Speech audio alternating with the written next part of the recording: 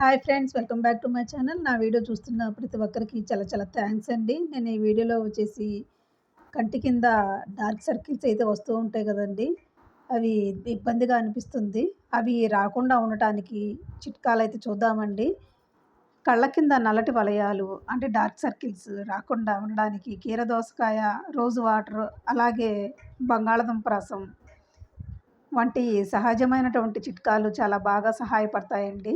సరిపడా నిద్రపోకపోవటం, ఒత్తిడి మరియు నీరు తక్కువగా తాగడం వల్ల కూడా ఈ సమస్య అయితే వస్తుందండి. దీనికి సంబంధించిన సహజమైన చిట్కాలు చూద్దామండి. కీరదోసకాయ ముక్కలతో ఎలా అనేది.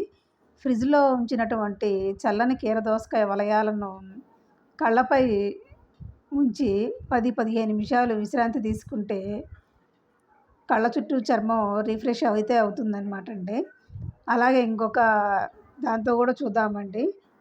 దూదిని రోజు వాటర్‌లో ముంచి కనురెప్పలపై, కళ్ళ కింద ఉంచి 15 నిమిషాలు ఉంచుకుంటే చర్మానికి మంచి నిద్ర, చల్లదనము దక్కుతాయన్నమాట. అలాగే మరొకటి కూడా చూద్దామండి. పచ్చి బంగాళదుంప రసాన్ని కాటన్‌తో కళ్ళ కింద రాసి 10 నిమిషాల తర్వాత కడిగేస్తే నల్లదనం క్రమంగా తగ్గుతుందనమాట అండి. అలాగే మరొకటి కూడా అండి, ఉపయోగించినటువంటి గ్రీన్ టీ గానీ, బ్లాక్ టీ బ్యాగులు ఉంటాయి కదండీ!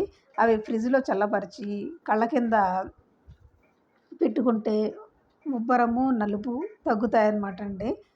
అలాగే మన జీవనశైలిలో కూడా మార్పులు ఉండాలండి.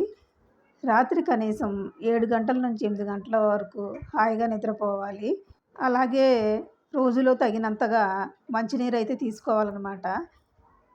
ఫోన్లు, కంప్యూటర్ల ముందు ఎక్కువసేపు ఉన్నప్పుడు మధ్య మధ్యలో కళ్ళకు విరామం అయితే ఇవ్వాలండి. ఇదండి వీడియో అయితే.